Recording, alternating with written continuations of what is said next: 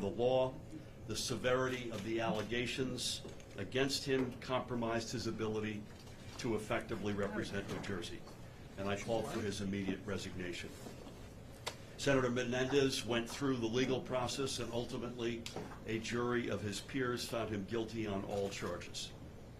And following those convictions on July 23rd, I received a letter from Senator Menendez informing me of his intention to resign on August 20th. It is a tragic ending to a long and largely productive career in public service. Senator Menendez accomplished many things on behalf of our state and our residents, but sadly he will be remembered for putting his own interests ahead of the public interest.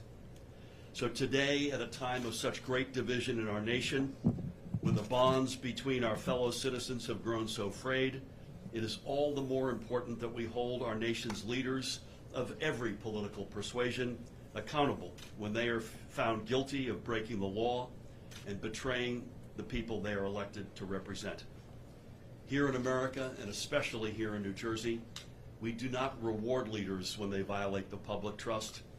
We replace them with public servants who are worthy of high office. Public servants who will represent our families with honesty, integrity, and the deepest respect for the rule of law. And public servants who will live up to our state's most cherished values. That is why today I am incredibly proud to announce that upon Senator Menendez's resignation, I will be appointing George Helmy to represent New Jersey in the United States Senate.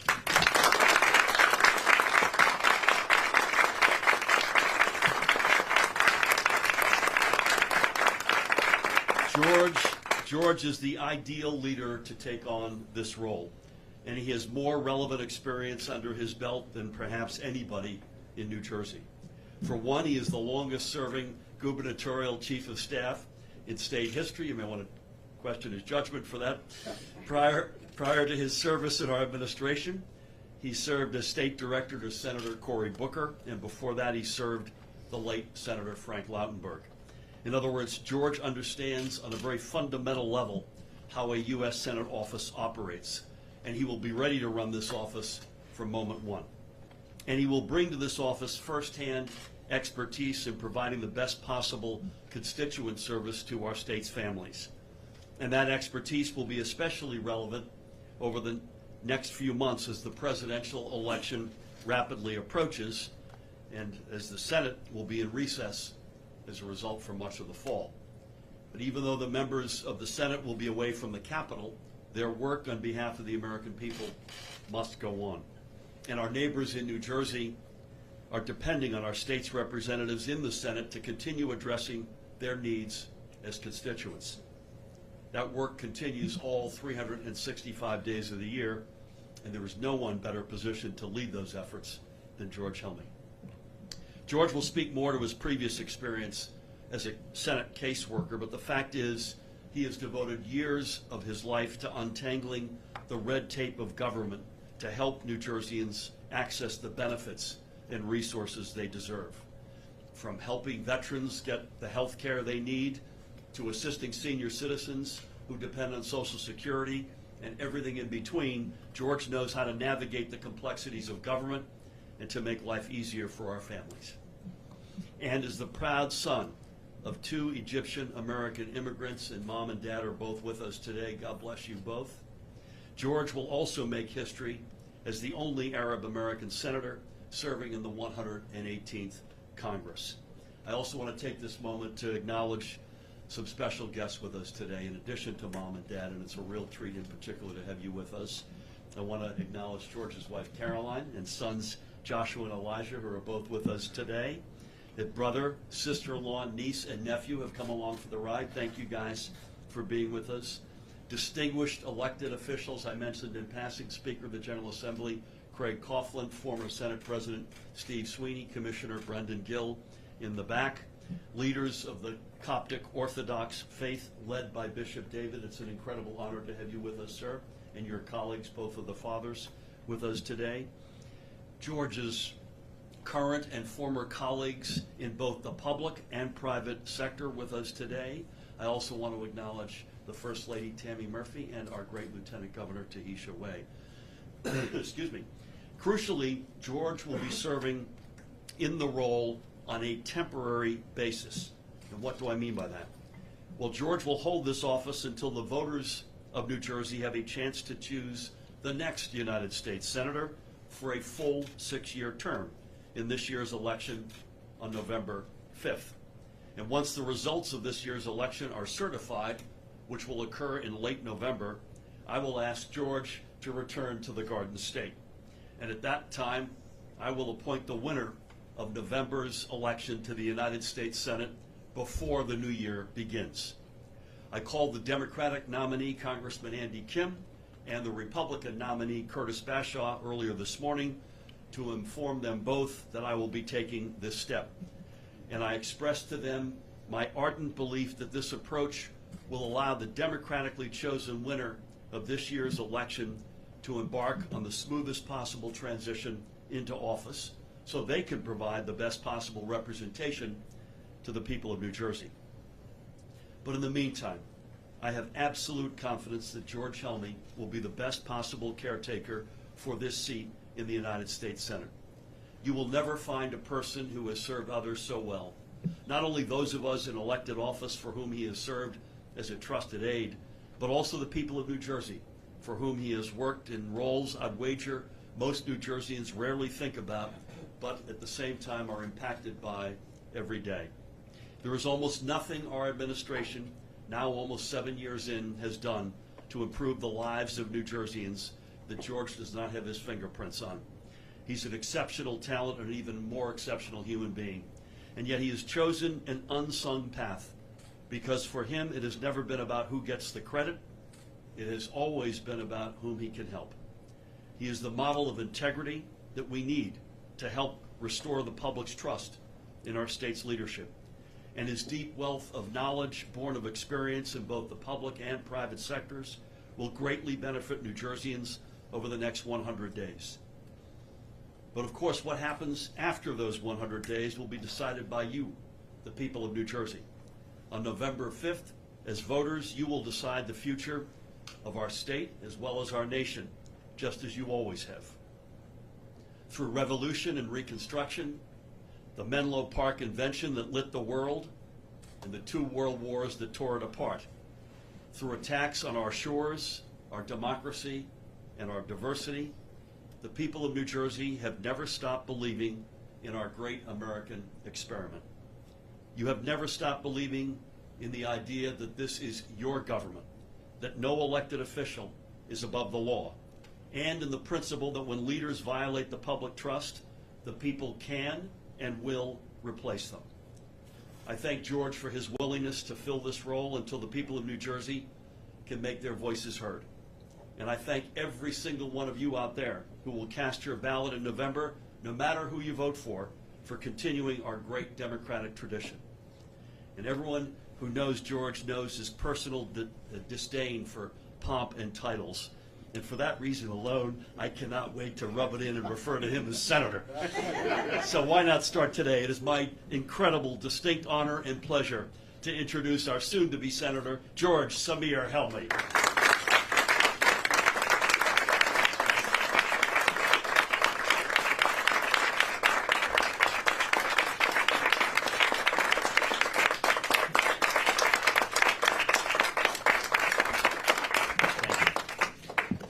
Thank you, and good morning, and Governor, happy birthday, by the way. Thank you.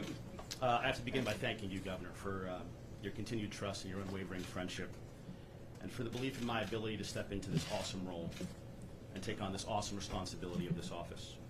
Your leadership has ushered what has been recognized as among the most progressive agendas of any governor in the nation, and I would argue among the most effective. I've been honored and proud to have been by your side and by your back as you made hard choice after hard choice to restore integrity and put the state back on a positive and responsible trajectory.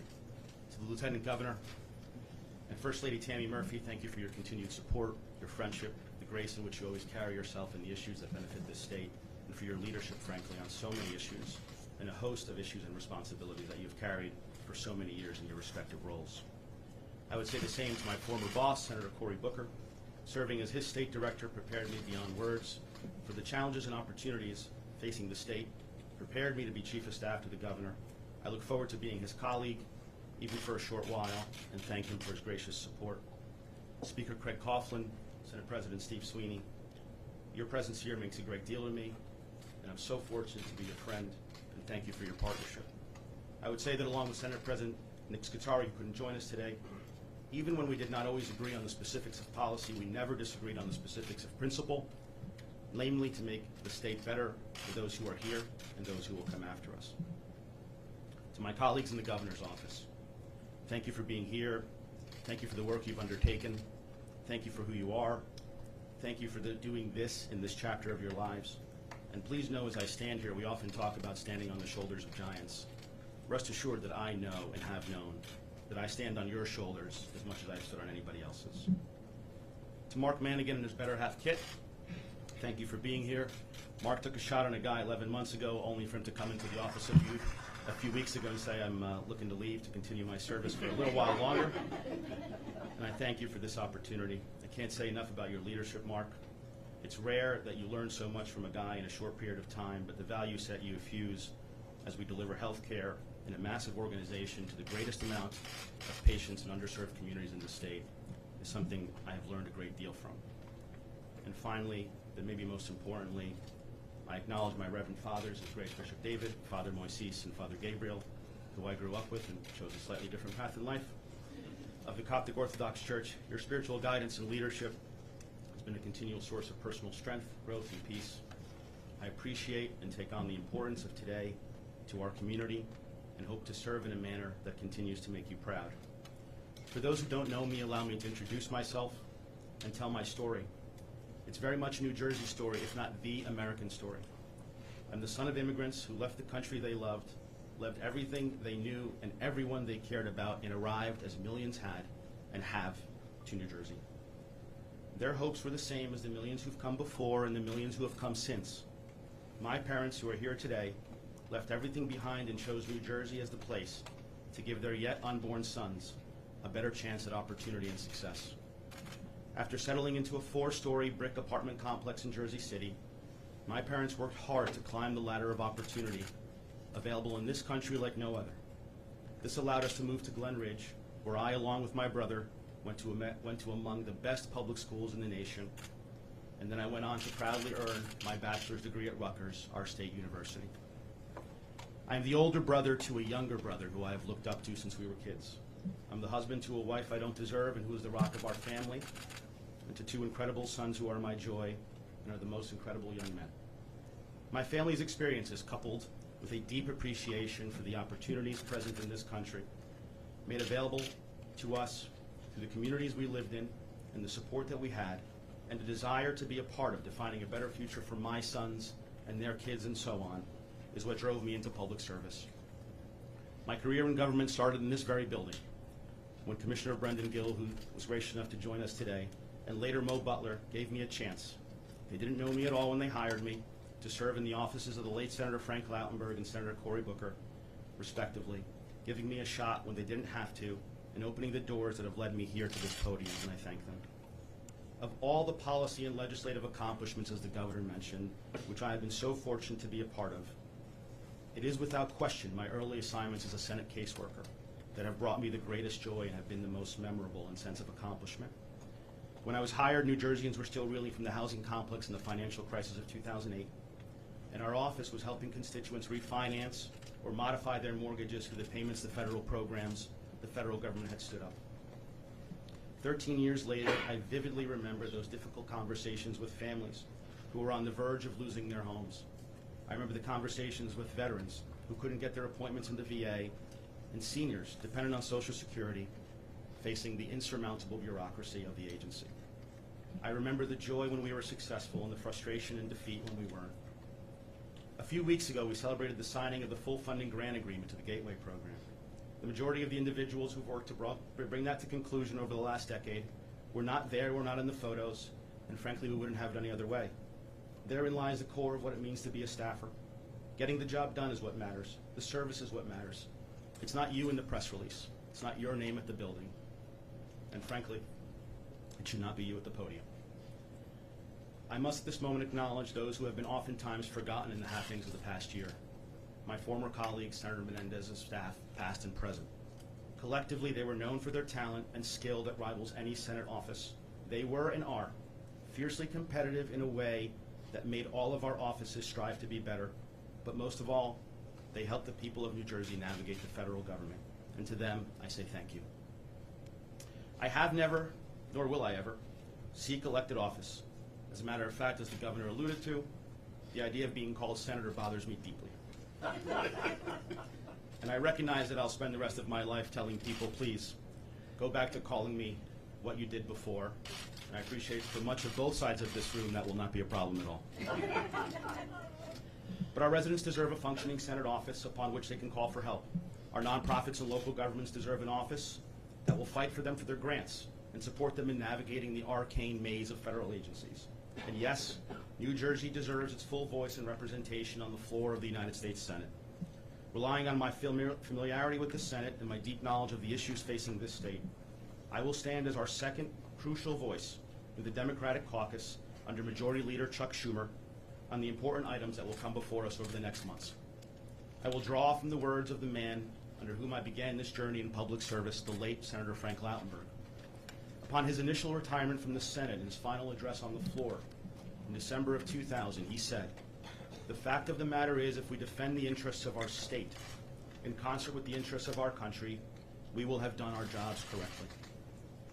I'd once again like to thank the governor for his trust he's shown in me and commit to stepping down early to give the duly elected senator the chance to begin his work in earnest a few weeks early. So although I will only serve for a few months, I will do my very best to ensure that our work is about us and not about I. We work for the people of New Jersey, and beyond that, the people of the United States and not ourselves. The work we do, the ultimate credit for it and benefit to it, goes to the people we serve. If nothing else, in my short time in office, I hope to begin to restore a small measure of faith and belief in the honor of public service. Then I believe I've done the job correctly.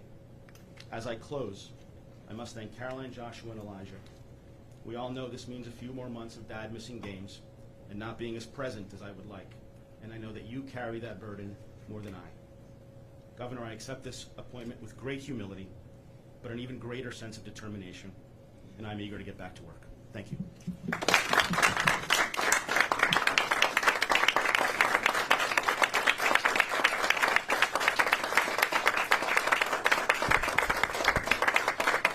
As they say in Hollywood, it's a wrap. Congratulations, George.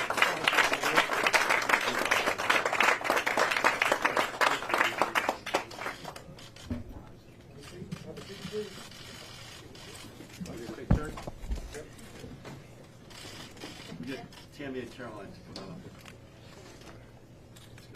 up. This has been breaking news.